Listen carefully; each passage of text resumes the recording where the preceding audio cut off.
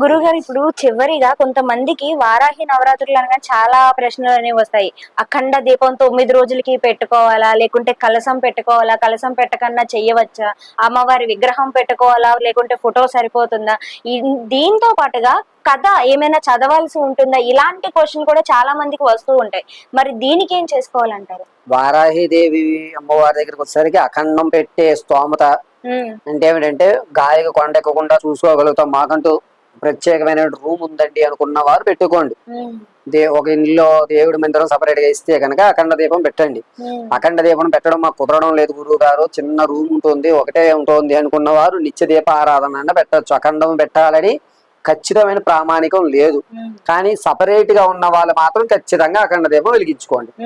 ఇక కలశం నానుడి అంటే కలశం కొంతమందికి కలిసి వస్తుంది, కొంతమందికి కలిసి రాదండి.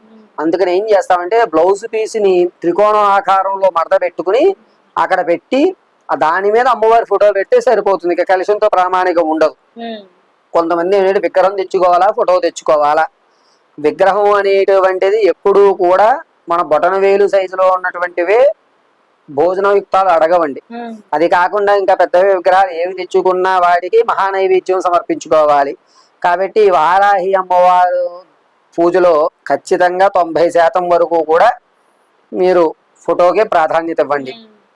లేదు నేను నిత్యము అనుష్ఠానం చేస్తాను, నాకు అమ్మవారు పలుకుతోంది అనుకున్నటువంటి వారు కొంతమంది ఉద్దండులు ఉంటారు.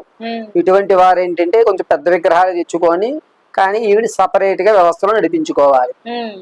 పౌర్ణమి అమావాస్యలో ఖచ్చితంగా వారాహి సాధన చేస్తున్న వారు రాత్రి వేళ చేస్తారు కాబట్టి విగ్రహం ప్రామాణికం. వారాహి సాధన లేనటువంటి వారు ఫోటో ప్రామాణికం. నిజంగా గురుగారు చాలా చక్కగా వివరించారు. ఎందుకంటే వారాహి నవరాత్రులు అనగానే ఈ మధ్య కాలంలో వాడుకలోకి వచ్చింది కాబట్టి ప్రతి ఒక్కరికి దీని గురించి చాలా రకాల సందేహాలు అనేవి నెలకొంటున్నాయి.